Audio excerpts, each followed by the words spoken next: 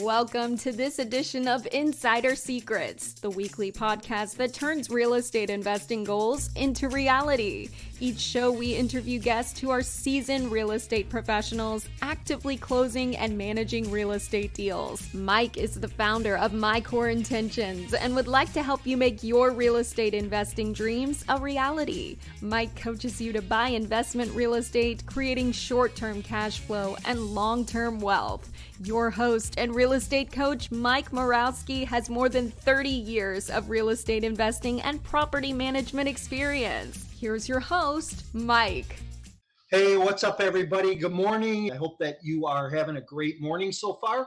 Listen, grab your coffee and buckle up. You're going to want to sit tight for this episode. I am super excited about my guest this morning, and we'll get to him in a minute. But remember, what are you being intentional about?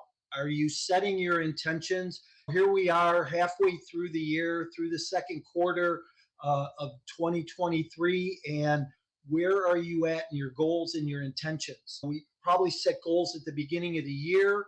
And are you closer to them? Are you giving up on them? Where are you at? Are you being intentional? So I want to support you in that in however I can. So if you're at a place where maybe you're struggling a little bit, you need a kick in the butt maybe, or you need some help or some guidance, I know today's episode is going to give that to you, but DM me directly and I'll be more than happy to see what I can do to help you. If you're new to the show, welcome. I know that you're going to enjoy today as much as I'm going to enjoy today. And I'm really excited about my guest. I'm going to be joined today by a national best-selling author. His book is How to Create Lifetime Cash Flow Through Multifamily Real Estate or Multifamily Properties. He's the host of Lifetime Cash Flow Podcast. Let me introduce Rod Khleif and bring him in. Rod, good morning. How are you? Good, Mike. Great to see you. I'm looking forward to having some fun today, brother. Yeah, I got a little choked up here introducing you. So I'm excited that you're here. I have a great admiration for you and for the work that you do and how you teach people. And wow, that's very kind of you. Very kind of you, buddy. Thank you. Yes, I'm looking forward to drilling down a little bit here today. Hey, before we get started, I always like to ask one question of my guests, and I'm writing a book, and the book is the one word. So I'd like to know in one word, what best describes you personally and professionally? Passionate. Ah, I got that from Tony Robbins. He's got a quote that says, live with passion. And I have that on the wall. I have it on a pillow. When you love what you do, work is play. And when you love what you do, you never work another day in your life. And when you love what you do, you're passionate about it. And in the multifamily space, you're required to influence people, investors, sellers, brokers, partners. And if you love what you do and you're passionate, that influence comes effortlessly because people want to be around passionate people. so have you always been passionate, or is that something that you fell into this multifamily space and just got super passionate about it? Again, I really think it ties into doing what you love. I absolutely love what I do. I never thought I would. It's funny. I started my podcast 7 years ago, and I used to tell people I never sell you anything. I just want to add value. I want to tell you about my experience, which maybe you'll give me an opportunity to share in a minute, my story. But I wanted to share that story. And of course, now I'm a liar because I have boot camps and books and courses and everything else, but I never planned to. You want to make God laugh, you tell him your plans. I absolutely love what I do. We're changing lives, and that's not hyperbole, and that's not like me trying to sell something. It's just the truth. And whenever you give, you receive, and we give a lot. And as a byproduct of that, we receive a lot. And so it's just a blessed existence, frankly. Yeah. And that's awesome. I love that perspective. And I'm a huge Tony Robbins fan too. And that's one of those quotes that's always stuck with me as well. But talk about your background. So get to where you're at, and you've been doing your podcast 7 years. What did you do before this crazy business? Well, I'm going to go way back, if you don't mind, because I think it'll lend some framework to what we might enjoy talking about afterwards. So I'm an immigrant. I'm a Dutch immigrant. And I think, in fact, hang on one second. I got my wooden shoes right here because they're part of a story that I tell. So, wooden shoes and windmills, right? But anyway, I immigrated when I was 6 years old with my brother Albert, my mother's Vancia, and we ended up in Denver, Colorado, and lived there for about 30 years. But when we first got there, really didn't have much. We didn't have money, really struggled financially. I remember eating expired food. My mom shopped at an expired food store, true story, and drinking powdered milk with our cereal in the morning because it was cheaper than real milk. And trust me, it sounds better than it is. And wearing clothes from the Goodwill and the Salvation Army all the way through junior high school till when I was 14, I just got disgusted and lied about my age at Burger King so I could flip burgers and have some money and buy my own clothes. And I'm sure you've got listeners that may have grown up in a tougher environment than I did. I always knew I wanted more. And luckily, my mom had an incredible work ethic. So she babysat kids. We always had a house full of kids, and she babysat kids. And with her babysitting money, she was quite an entrepreneur. So without a formal education, she invested in stock market and IPOs successfully. And she also invested in real estate. And her first real estate acquisition was a house right across the street from us. When I was about 14, she paid about 30 grand. And that's 1974. And then when I was 17, she told me she'd made $20,000 in her sleep, that it had gone up in value that much. So I'm like, what? You made 20 grand? You didn't do anything? Screw college. I'm getting into real estate. So I got into real estate, got my real estate license, and still lived at home. And I was going to be rich doing real estate. My first year real estate, I made about 8 grand. My second year, maybe 10 grand. But my third year, I made over $100,000, which was in 1980 was some pretty decent change. So what happened between year 2 and year 3 that caused me to 10x my income? What happened was I met a guy and I was dating his daughter, and he was the broker that I was working for. I actually had my broker's license. I got it when I was 18. You could do that with education back then. Now they got smart. You need some experience to be a real estate broker. But I was a broker, but I was smart enough to go work for him. But I was dating his daughter, and he taught me about the importance of mindset and psychology, how really 80 to 90% of your success in anything is just that, your mindset and psychology. Only 10 to 20% is the technical stuff we talk about on our podcasts. And you know this, Mike. And then, of course, I spent 20 years following Tony Robbins around the planet and was on his team for quite a while. And of course, he's best in the world at mindset and psychology. And so fast forward to today, I've owned over 2,000 houses that I've rented long-term in Colorado and Tennessee and here in Florida. And in 2006, my net worth went up $17 million while I slept.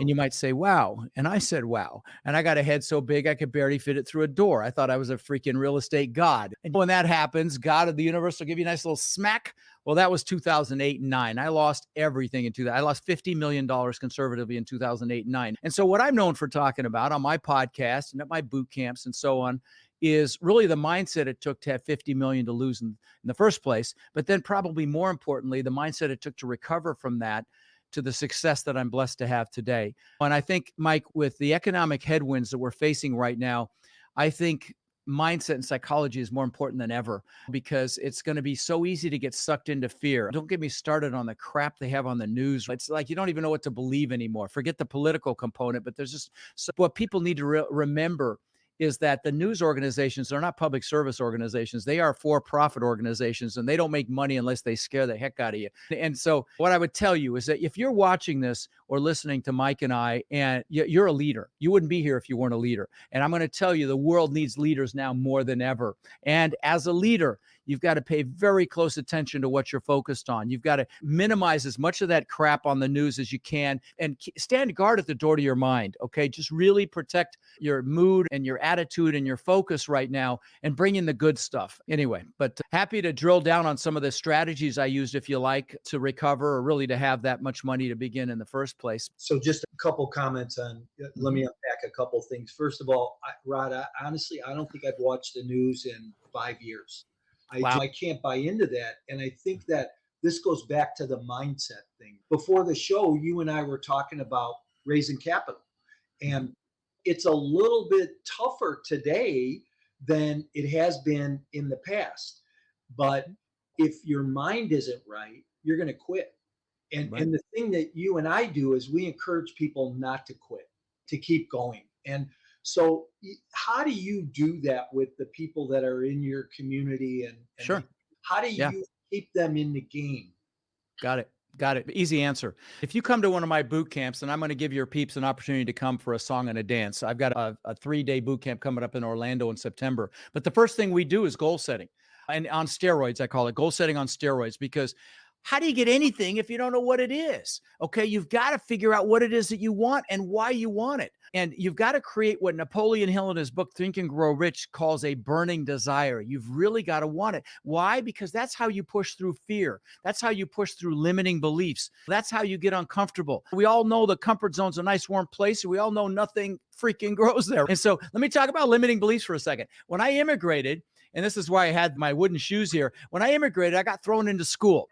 And I found out what bullies were for the first time. I didn't speak English. I was 6 years old. And then my mom, proud Dutch woman that she is, thought it'd be a great idea to send me to school in these. And these are the actual shoes because we found them when my mom went into assisted living. And she put me in these leather shorts the Germans wear for Oktoberfest. This is also the shorts.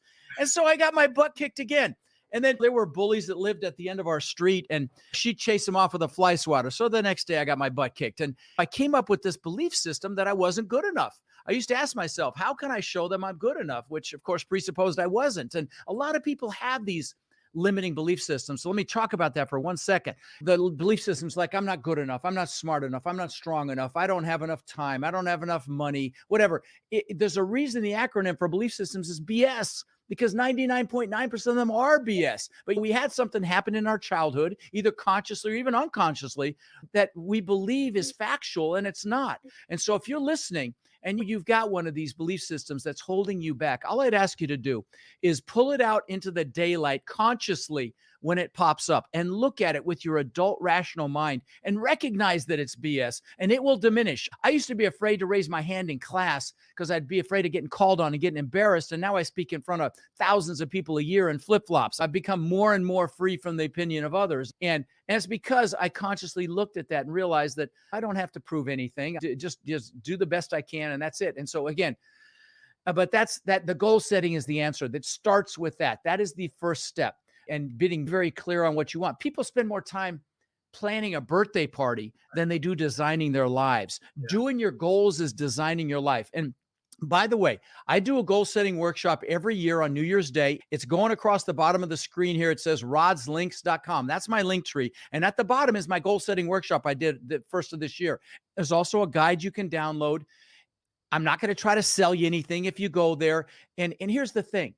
If you go there and do it, and I'll tell you about my boot camp, and if you come into that, you don't have to do it because we'll do it there. But if not, then go do it. Bring your spouse, have them do it, and see how aligned you are. Do it separately. It's with music. It's professionally done here in my studio. I'm really proud of it. It takes about an hour, and you'll leave juiced like you wouldn't believe. If you've got a child that's over 10 years old, have them do it. My God, how powerful is that? But it starts with goals. And after you've done your goals and you've really determined why the goals are a must, the why is even more important. The why is what's going to drive you. And that's what I help you do.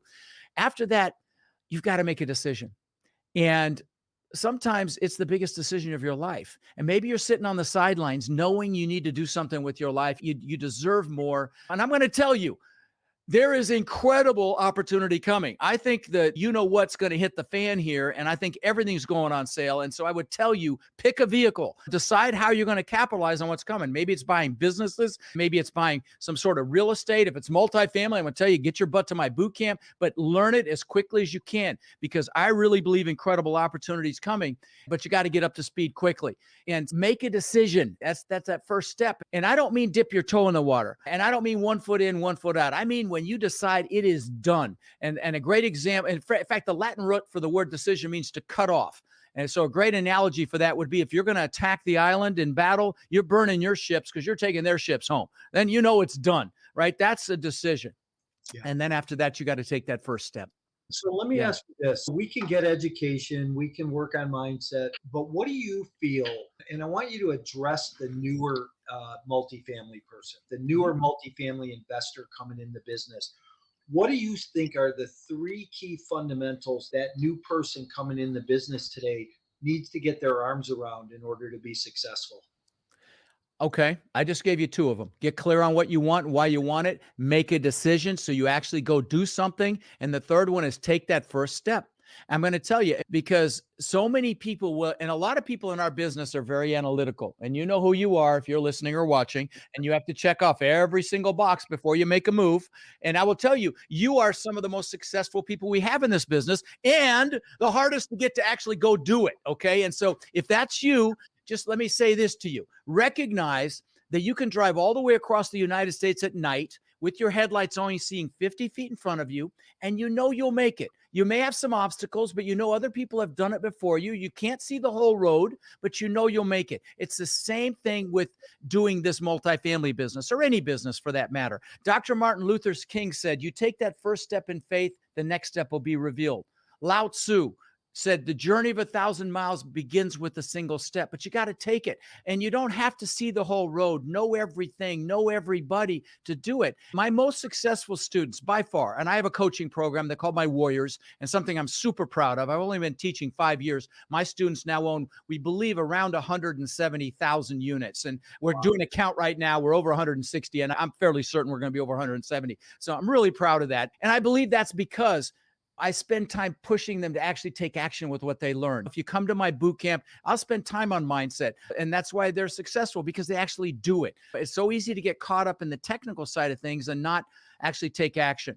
And then, so those are the first three. Let me mention a couple more. The next piece I would say is play to your strengths. As you know, Mike, the multifamily real estate game, you can wear multiple hats, and it's a team sport. It's not something you're going to do on your own. You're not going to buy a 10, 20, $30 million asset on your own. You're going to have partners, and it's a team sport. But there's multiple different hats that have to be worn. There's the person that's outgoing and the mouthpiece that's building relationships with investors and partners and sellers. And that's like you and I, Mike. And then there's the analytical person that loves spreadsheets, that you can throw them in a room with a spreadsheet and throw raw meat in once in a while, and they're thrilled. That's that, there's that person that underwrites the deals. And then there's also the asset management piece. So maybe you've got some project management experience, or some construction experience, or just management experience in general, because that's a requirement, because these assets get held for multiple years and you got to manage the management companies.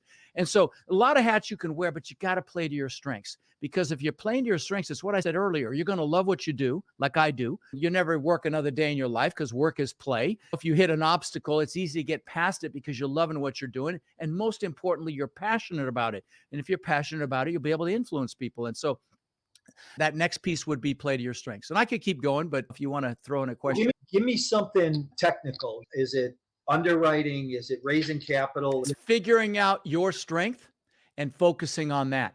Okay, that's the technical thing. With my Warriors, my coaching students, what they do is I tell them, figure out what your superpower is. Bring that to a team, because in this business, you will align with somebody that's already done it, so that when you approach a broker, you can lean on their experience. You can say we, you can use the we word. We own 500 doors, or whatever it is. That's how everybody starts. They align with a team that's already done it. And that's why my programs like mine are so powerful, because they're easy to dozens and dozens of those people there that you can align with. But then you got to decide what you're going to bring to the table. And I tell people the two most obvious, easiest ways to get aligned with the team are bring a deal or bring money. Raise money or bring a deal. Those are the two most obvious ways. Now, if you're going to raise money, you can't just raise money. You actually have to be involved in the deal. We go on that in great detail at my boot camp. But the point is, that's the fastest way to get ingrained with a team. And so if you're not interested in coming to my boot camp, can I throw my boot camp in here real quick, where it is and what? Yeah. Okay. So it's in September. It's September 15th through the 17th. It's in Orlando. It's 3 days. It's not a big sales pitch. I will talk about my coaching for 30 minutes. All the rest of the 3 days is full on drinking through a fire hose. So bring your A game if you come. And if you go to Rod's links, you'll see my boot camp site there. Use the code MIKE and you come for $197. Yes, for 3 days. And I could charge $3,000 and you'd think you got a good deal. So I'm not kidding. It's that much value and people rave about it. In fact, go to that multifamily bootcamp site at Rod's links and go to the bottom. You'll see the hundreds of unsolicited comments and testimonials. But we teach every aspect of the business there: finding deals, finding money, raising money, financing, syndication, property management, you name it. And I have 3 panels each day, but probably be about 3 billion represented by the panelists I have on stage to answer your questions. Most of them are my students, and it's a blast. We have a great time. And so again, rodslinks.com, use the code Mike when you get to the bootcamp site. You come for $197, and I promise you'll be glad you came. In fact, if you don't love it, I'll give you your money back. I don't mean like it. It's come for 3 days. You don't love it, let me know. I'll give you your money back. But anyway, so that's my boot camp. And like I said, first thing we do is goal setting, because it starts with knowing what you want, and then we just take it away from there. So yeah. I have it on my calendar, and I had it on my calendar before we had this podcast. And now you've got me even more excited. So I'm going to encourage my audience, hey, you know what? Go to Orlando, check this thing out for a couple of days, because I know you're going to walk away. Just listen to Rod's passion right now and how he expresses the business. And that's really important.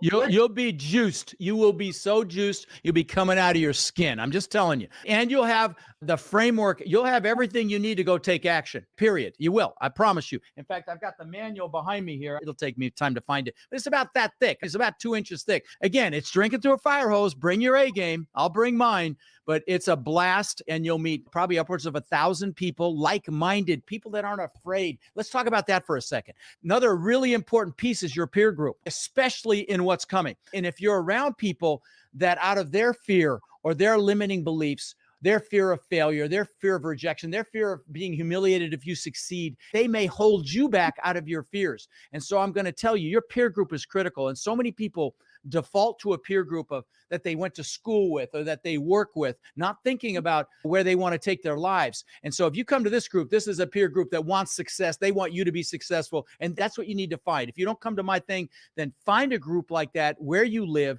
so you're around people that aren't afraid of what you want. Because I'm going to tell you, if you're around these naysayers, they can crush your dreams. And sometimes it's family. And I will tell you, love your family, but choose your peers proactively. Super important. Napoleon Hill said, you are as smart as the 5 people you hang around. Oh, yeah. I heard somebody say this the other day, and I thought this was classic. If you went and listed out the 5 people that are closest to you, and you write down their average income, but also write down their body fat, and now take an average, and then take a look at it against yours, and is that where you want to be or where you want to go, and who maybe shouldn't be on that list? Are you ready to skyrocket your investment portfolio and leave a legacy? Are you tired of inconsistent returns received in the stock market? Then it's time you take a look at alternative investment options like a passive investment in multifamily real estate. No tenants, trash, or toilets. Just a solid return on an annual investment, including quarterly returns along the way. These lower risk and secure assets are also a great hedge against inflation. If you want to hear more about these types of opportunities, email me directly to schedule a 15-minute consultation to see if you qualify. You can email me at mike@mycoreintentions.com. And their happiness. I'm going to tell you that as well. You Yeah. show me your 3 best friends, I'll show you who you are. I'm just telling you right now, happiness, your lifestyle, your health, and your finances, because that's the way it works. And that's why you got to be so careful with your kids, who they hang out with, because who you hang out with is who you become. Choose carefully. And the other thing I tell people too is I say, if you walk in a room and you're the smartest person in there, you're in the wrong room. So obviously, if we're going to walk into a room with 1,000 people in Orlando, you're not going to be the smartest person in the room.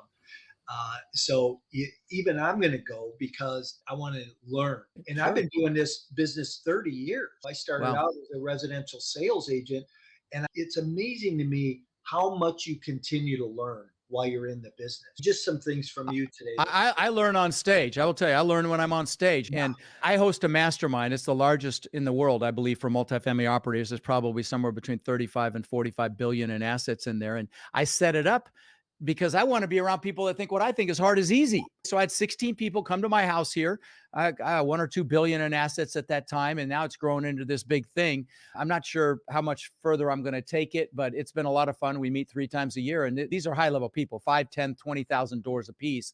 What you just said, I don't want to be the smartest guy in the room, and there are lots of things I don't know, and I want to be around people that think what I think is hard is easy. And so what I would tell you listening or watching is find a group like that. Find a group that's making things happen. That's what you want to be around, or build one. And it's very powerful. It's about your community. So you just made me, I told you we'd wind up in some rabbit holes. So I got to ask, what's your future plan? What's your future goal? I'm in a lot of cash right now. I really believe there's an incredible opportunity coming. We are headed for some pain in this country, Mike. And I've got a couple headlines here. This is this month's Forbes. Let's not even talk about office. The office occupancy in the country is at about 70%. And I got the main cities here, 67 in some, 73, average 70%. These assets don't break even if they're not 85, 90% occupied. And so there's a lot of bad debt coming, and there's a lot of banks A third of all commercial real estate's held by banks. And so there's going to be some accountability, but I think there's going to be some incredible opportunities. Same with multifamily. A lot of these operators got bridge debt these last few years. And right now, if you've got bridge debt that's coming due, there's 1.6 trillion in debt coming due by the end of next year. You either have to sell or you have to refinance. Well, first quarter of this year was a 75% year over year decline in sales. And we know what's happening refinance. The interest rates are crazy. You can't get the debt service coverage ratios you need, which is the property's ability to service the debt. And the rate caps are crazy. Yet sellers are still crazy with their pricing. I know. I'm telling you, I know. The bid ask is just like the spread. It's still stupid. It's still stupid. But I think it's coming, Mike. I really do. Let me ask you this about office, because I think this is an interesting space for a multifamily guy, right? What's the retrofit for office? Yeah, it's so hard and it's so expensive. It's so challenging because there are a lot of factors that come into play. The floor depth, the plumbing that's there, and it's not easy. It's, in fact, in many cases, it's easier just to build from the ground up. So I don't think that's going to be a long-term solution, Mike. I really don't. I hate to say it. I think we're going to see a lot of office buildings that end up getting scraped or whatever. And I just read an article today in a commercial real estate. I get lots of commercial real estate notifications by email every day. And it said they don't think the office environment is going to get back to normal. I think they said till 2040. 40. I saw that this morning. That was okay. crazy. Yeah. So there you go. But see, here's why that's a big deal, because none of us own office, but that debt is held by banks. So I think there's going to be bank failures. I really do. A bunch coming. And so I think that's coming. I've got a headline here. More than 20 million U.S. households are behind on their utility bills. 20 million households behind on utility bills. So listen, I don't want to scare you if you're listening. Elon Musk said everyone's lying. A bigger crash is coming. He's one of the smartest guys on the planet. And so even Buffett is preparing for a market downturn. I think I've got these because I talk about this a lot, because I want you to get prepared because it's coming and there's going to be opportunity. And then they'll ask me, should I wait to buy? No, I've got LOIs in on 3 deals right now, letters of intents on 3 deals. It's all empirical. This business is numbers. If the numbers make sense, then go for it. I know you've got a deal you're raising money for right now, that portfolio you told me about. But I think there will be exponential deals coming. I really believe that. And I'm excited about it. I think you're right. There's definitely some blood in the street right now, and there's going to be more, and that opportunity pool is going to be big. But you mentioned it. This deal that I'm doing right now makes sense for today's environment, right? Yeah. Where do you see rent growth going? I think it's going to flatline. It already has. In fact, I think this month or last month was the first time they had a national average decline. Now, there are pockets that are still doing quite well. We're still crushing it in San Antonio. We're getting hurt in Nashville because of absorption. There's a lot of new stuff there. It's a great market, but that we had to drop our rents a little bit there. I think it's geographically specific, but I in our pro formas right now, we're showing 0 rent growth, organic rent growth year 1, and then 3% thereafter. And that's very modest. That's very conservative. But I think the Fed has said they're going to raise rates more. Elon Musk was quoted as saying, if they don't drop the rates immediately, the crash will be massive. Well, they're not dropping the rates. They're going to continue to go up. Don't get me started. I don't want to go down that political rabbit hole about that stupidity, but it's pretty freaking stupid what's going on administratively. It's like children playing adult games. Yeah, great way to describe what's happening in this country right now. We'll be careful there, but... Do you have a market that you like the best right now moving forward? Good question. Yeah, good question. So I've got assets, quite a few assets in Texas, several communities in Dallas, San Antonio, Houston. We have assets in Ohio, Florida, North Carolina, South Carolina, Georgia. But I will tell you, we just had a screaming deal in Louisiana, screaming deal. But the insurance killed it. This guy was paying $500 a unit, and we got quoted $3,000 or $2,500. It's just a unit per year. It's just crazy. And Florida's the same way. Florida's got crazy insurance rates. We are targeting out of the heavy insurance zones, Atlanta to Nashville to Birmingham, that kind of quadrant there, and just Ohio and just Indianapolis, places where the insurance is not stupid.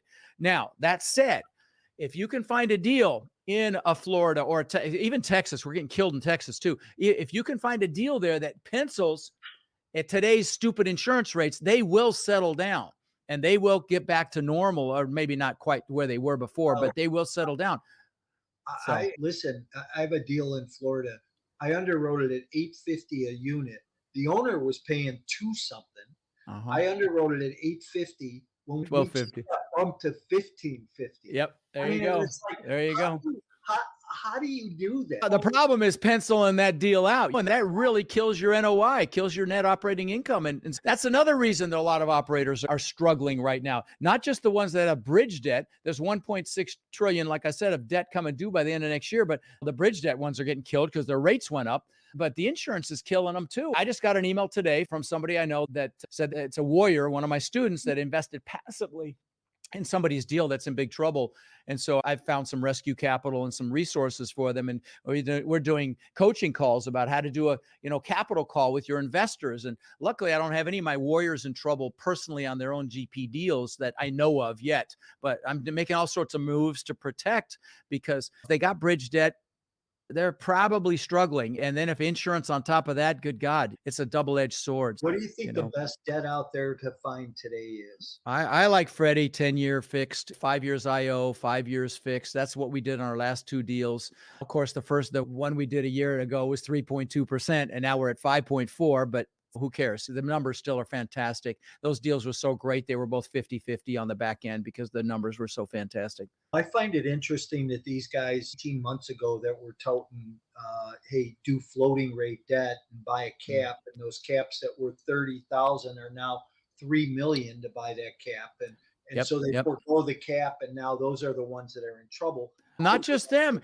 A 2% rate increase is a big deal. Especially on a tight deal that you're still in the value add process and rents have flatlined in some markets, and you had your interest rate go up, and then you had insurance on top of that. And if you didn't raise operating reserves, like we do 6 months of expenses as operating reserves as an absolute minimum. And so if you don't have any cash or any liquidity, and your loat's coming due, or your debt service coverage ratio just got obliterated. And by the way, those of you who don't know what that means, in single family and residential real estate, the bank is going to look at your ability to service the debt, your debt to income, et cetera. In commercial, they look at the property's ability to service the debt. And so we have what's called a debt service coverage ratio, DSCR. And an example of that is, let's say that your income on a property is $125,000 a year. This is an annual number, by the way, $125,000, that's your income. And let's say your debt totaled up for the year, your mortgage payments are $100,000. That's a 1.25% debt service coverage ratio, which is pretty much the minimum for any decent financing.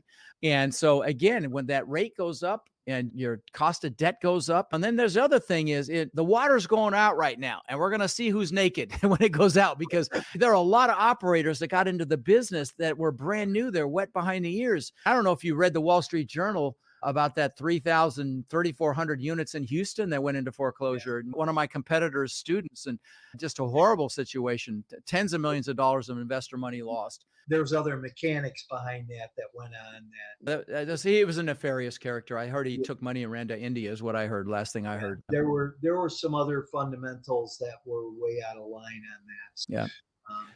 But it's a black eye for the industry. I hated seeing that in the Wall Street Journal, because that's going to scare investors. They're thinking other operators are like that. But there are a lot of wet behind the ear operators out there that haven't asset managed through a downturn, are not paying attention to their KPIs, their metrics. And that's another component of this. And again, I'm not trying to scare anybody. I'm getting excited because I think there's going to be opportunity to pick up. I just started a fund. It'll be an opportunity fund, and to capitalize on some of this stuff, to find some of these deals. In 2008-9, I got crushed by the wave. I'm going to surf that wave this time.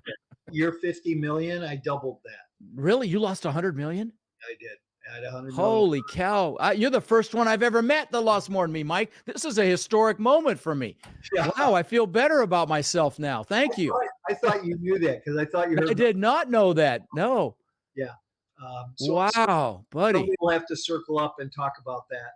Yeah. This is the first time I've met somebody. I tell people on my podcast, if you ever meet somebody who lost more than I did, send it my way. I want to meet them. Wow. There you go. Listen, I don't wear it as a badge of honor. It's not a badge of honor. But here's what it did, is it taught me 5 primary lessons that I say, hey, look, I've made the mistakes. I know what not to do today in this environment. Same here. Same. I give t-shirts away at my boot camps that say #AskMeHowIknow, because I'm always saying, don't do that. Ask me how I know. And one of my students got the shirt. Now we have them printed and give them away just because it's funny. But yeah, I don't wear it as a badge of honor either. And it was horrible when I'm sure as it was for you, but you learn from it and I educate from it as to what not to do. I know what I didn't do right. I didn't pay attention to tenant demographics. I was too spread out. I didn't really focus on cash flow. In fact, the subtitle of my book is The New Rules of Real Estate Investing, i.e. the new rules are, don't tell me if you can buy a property for several million less than the guy before you paid for it. What's the cash flow? It's all about cash flow, and especially in where we're headed. The cash flow offsets the... If the cash flow is there, you can survive anything. Yeah, honestly, right. If the cash flow is there, you can survive anything. It's all about cash flow, in my opinion. And you can beat those rising insurance rates with good Yeah. cash flow. So, Yeah. listen, one last thing before we go. What are you telling people today who are syndicating multifamily deals and they're out raising capital or talking to the LP, the limited partner, about bringing capital into a deal? Somebody who's got one of your students, one of your warriors who's got a live deal out there today, how are you coaching them about raising capital today? I did a whole 4-hour masterclass on this. I don't think it's on my link tree. If you go to my Rod Khleif official page and you hunt, you can find it. It's still there, but it's 4 hours on raising capital, everything from branding to positioning yourself to the nuances of what you can legally do, can't legally do. But that said, this is a tougher time. And that's why right now is not a time to be aggressive and have these pie in the sky estimates for rent growth and not be raising lots of extra cash just to weather the storm. And candidly, and having fixed rate long-term debt, 10-year debt right now. Or I know you're assuming some low-term debt that has 7-8 years on it, which is fantastic. That's another strategy for sure, is because there's a lot of debt that's low like that. We're looking at an asset right now in Tampa that has 3% debt that we might get. But raising money is harder because investors are scared. And you can go to a bank now and get savings, high interest savings, about 4%, 4 or 5%. And so you've got to compete with that as well. But here's the thing. If you find a good deal in multifamily, you can probably show a 15% ultimate return on a deal, or maybe even a little more than that, and 8% preferred return. So you can beat that. And there's nothing more conservative than multifamily. Within rents exceeded pre-crash levels in the 08-09 crash in less than 3 years of that crash. They exceeded the pre-crash levels. And when COVID hit, other asset classes didn't get help. Industrial, retail, warehouse, self-storage, they didn't get help. We got hundreds of thousands of dollars in rent assistance because people have to have a place to live. And we're becoming a renter nation. This country is becoming a renter nation. So multifamily is a fantastic asset class, why I love it. But right now, you can't be aggressive. You have to be conservative. And if you're trying to raise money and you've got a deal that makes sense, it's got to make sense. And you weren't too aggressive. You were conservative in your numbers and conservative in your debt. Go kick butt. You'll be able to raise money. And after losing 50 or $100 million, conservative is like a way of life today. Yes, it is. Hey, listen, this has been awesome. I appreciate you. Oh, thanks, brother. I know we've been trying to get together for a while, and thanks for your graciousness. That was a lot of fun, buddy. I appreciate it. Like I said, I had no idea you had that kind of a loss yourself. I actually do want to talk to you about that, find out what happened to you, but wow. Yeah, there's some history around that. Hey, listen, couple of bonus questions. Best book you ever read? Let me do better than that, because my love language is gifts. And so there's the book, The 5 Love Languages. I was blessed to have the author on my show because I've literally given away a couple thousand copies of that book. If you love anybody, get that book, because you need to give them love in the way they feel it. But so as a result, my love language is gifts. My warriors get tons of books from me. So let me name a few of them. The Slight Edge, about those decisions that you make every day that don't mean much that day, but over time, they traject your life up or down. Another one is Hal Elrod's Miracle Morning. I was blessed to be able to have him on the show. A beautiful human being. Turning Pro by Steve Pressman, about becoming a professional. Stop being a freaking amateur. Put on your professional hat. Turning Pro. Gary Keller's One Thing. I was blessed to have his co-author, Jay Papasan, on the show. Incredible book. There's a few. Think and Grow Rich, obviously, is the mainstay to all self-improvement, self-actualization. I've given away, I'm not exaggerating, close to 4,000 copies of that book. Yeah, so, good for you. Yeah. That's that giving back. That's that spirit you have. People enjoy Thank that. you. Listen, I need to know your most favorite restaurant. Okay. I wasn't ready for that one. Favorite restaurant. Wow. God, there used to be one in Hawaii. I don't even think it's there anymore. It was called John Dominis. It was on the water. This was in Honolulu. Gosh, it's been 30 years since I've been there. But I love Burns Steakhouse in Tampa. And the reason I love it is they have all these different caviars that aren't stupid expensive that you can try. And they have their own farm for steak, and they have tanks with trout for fish. But what's really cool is on the top floor, they have a dessert restaurant just for desserts. And you have your own private room. Some of them are big wine casks that they turn into rooms. You can play different music in your room. You can get port from the year you were born, whatever they have. By the way, they have the largest private restaurant-owned wine cellar, I think, in the world. So you can get pretty much anything you want, but the desserts are off the hook. And literally, I'm comatose after I eat there. I have to have somebody drive me home. Sounds like you've been there for a couple closing days. I have, yes. I always tell the broker, I say, hey, where are we going for steak? That's right. Hey, listen, this has been awesome. Thank you very much. Tell people how they connect with you again, Rod. Yeah. If you go to that rodslinks.com, it's got my podcast there. By the way, you can get my #1 best-selling book for free. Well, you pay the shipping. It's like $6, but it's a quality book. And there are a bunch of other free books there as well you can get by PDF that are honestly, a couple of them are best in class: asset management, property management at Rod's Links. And if you just ping me on any social, I'll answer your question. Remember, if you're seriously interested in this business, get your butt to my boot camp. I promise you'll be glad you came. For $197, it's a duh, seriously. But you got to use the code Mike to get that price. It'll be about $600 to $800 by the time the boot camp comes around. It's a little more than that now, but it's $197 if you can come. And you get my document library. That's right. And you get my deal evaluator software, which is fantastic. It's just something one of the people on my team created. It's better than anything out there. And you get that for free too. So again, those two things are worth thousands of dollars. Rod, so if you can make it, when the date of the boot camp is? Yeah, it's September 15th through the 17th. It's a Friday, Saturday, Sunday, and it's full on. So like I said, bring your A game. But Orlando's a blast anyway. Bring your family if you can. You'll have fun. And I can't wait for that VIP seat. That's right. We'll see you there. I'm going to move you out. I'm going to say goodbye. And if you hang with me for a minute, that'd be great. Mm-hmm. All right. Hey, everybody. Wow. I am overwhelmed. You know what? It's not me to get speechless from time to time. I'm really happy with today's show. And I learned, 5 or 6 things that I've written down about not just the markets and mindset, but fundamentals, right? Fundamentally, how to move forward in this business. Hey, if you're new, follow us on social media, whether it's Instagram, Twitter, LinkedIn, wherever you are, you're going to find us there.